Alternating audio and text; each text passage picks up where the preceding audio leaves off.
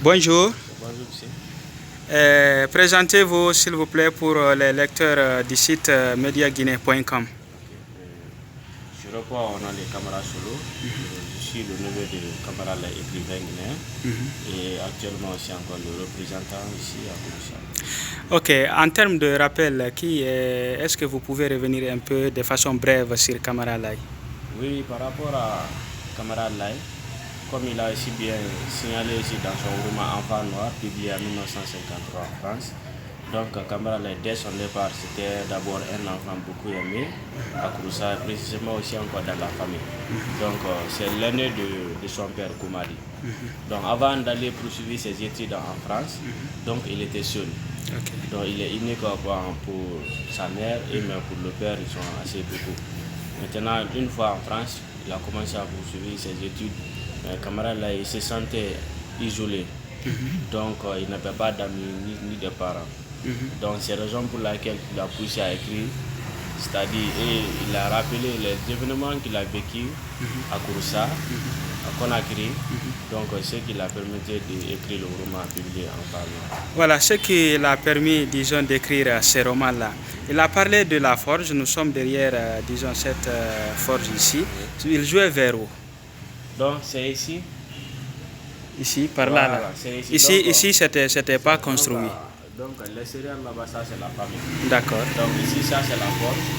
Donc quand il quittait à l'école, Il jouait par là. il jouait de l'autre côté. Donc quand il quittait à l'école, il vient il s'asseoir à côté de son père pour l'aider le petit travail, ce qu'il avait à faire. D'accord. Il fait ça puis il rentre à la maison. Ok, alors après son décès, disons de son père, pourquoi ici, finalement, les gens n'ont pas continué? Est-ce qu'il n'y a pas eu quelqu'un qui pouvait relever ce défi, continuer? Oui, dans notre famille, on n'arrête pas de travailler. On a d'autres forges, mais ici, comme c'est devenu maintenant un lieu touristique, on a vu nécessaire de l'encadrer du lieu pour que l'endroit reste intact, les objets pour ne pas que les objets aussi soient dénaturés. Parce qu'il y avait beaucoup d'objets à l'intérieur, mais ce n'était pas entre les gens venaient voler partout. Et mon oncle aussi, qui est décédé, lui aussi faisait des choses pour les gens qui viennent en visite et il achète. Ça aussi c'était rentable pour la famille. Donc jusqu'à présent on continue à travailler. Ok, mais c'est-à-dire il y a d'autres forges à part ici? D'autres forges à part ici. Pour la famille? Pour la famille. À Kouroussa ici même Oui, ou bien oui, où? à Kouroussa ici même. Ok.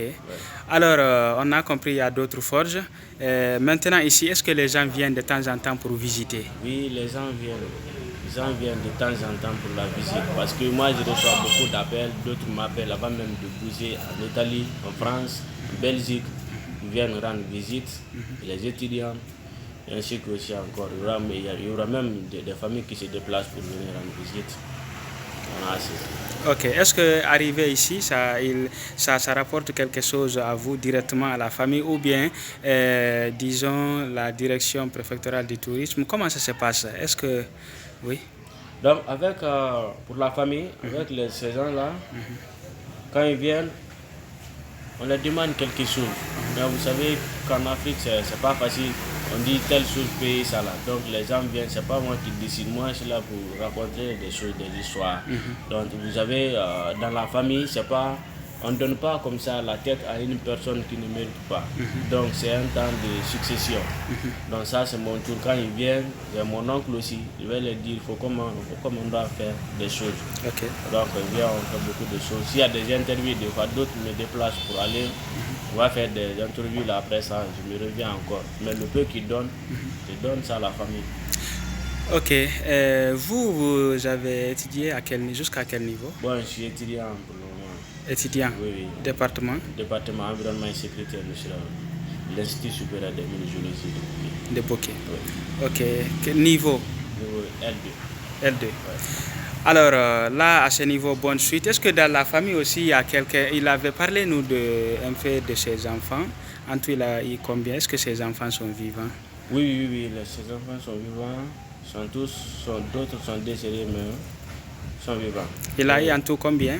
Bon, je vais donner 5. Oui, 5. Ok. L'aîné, lui, il est à Conakry. Il a une entreprise qu'il gère. Une entreprise qu'il gère. Oui. Ok. Alors, l'aîné à Conakry, les autres sont hors du pays? Sont hors du pays. En France, en Belgique, aux États-Unis. D'accord.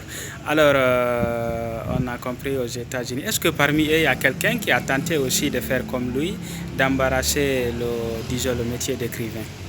Oui, oui, oui, dans notre famille, tout le monde a en tête qu'il va faire quelque chose. Vous savez, Non, est-ce qu'il y a parmi les fils de lui-même, ces enfants-là, hein, ces cinq-là, est-ce que certains sont en train d'écrire ou bien il y a quelqu'un d'entre eux qui a écrit ou bon, bien pour le moment non? parmi eux, je suis en contact avec l'aîné. Lui n'a pas écrit, il gère son entreprise. Peut-être il peut avoir un autre qui le font, mais je ne sais pas exactement s'ils vont faire ou pas. En D'accord. tout cas, lui, quand même, il ne s'intéresse pas pour écrire en roumain parce qu'il me dit souvent que son père ne voulait pas être un écrivain. Mais du fait qu'une fois en France, pour ses études, il s'est rappelé l'histoire qu'il a vécue à Proussa, plus précisément, nom du serpent, comment il était quand le serpent voulait l'attaquer. C'est des choses-là qui l'a permis à écrire une fois en France parce qu'il était tellement isolé qu'il a poussé à écrire l'histoire-là.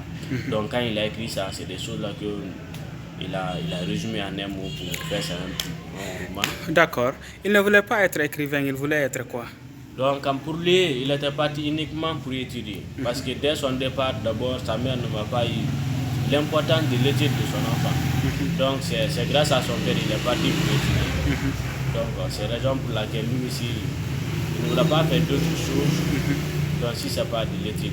Donc il a pensé que l'histoire était très riche et il fallait la partager, c'était un peu Il ça. a écrit l'histoire seulement pour qu'il se sente en Afrique.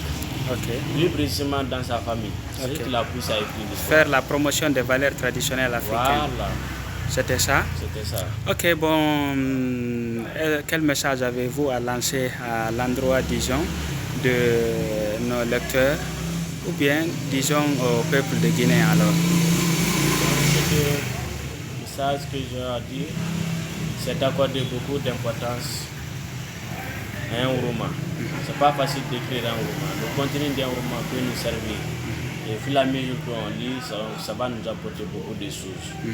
Non seulement il y aura encore un changement d'idées, mais il y aura encore le développement d'esprit. Et ça va nous permettre ici de nous connaître qui nous sommes, donc qui nous voulons être ici encore. C'est très important d'accorder l'importance à des écrivains. D'accord. Alors, merci. À présent, je vais visionner un peu, disons, la forge. Alors, pour ceux qui vont suivre, disons, Média Guinée, voici, ça c'est la forge du père de Camara Lai, l'enfant noir. Ok, merci à tous et à toutes.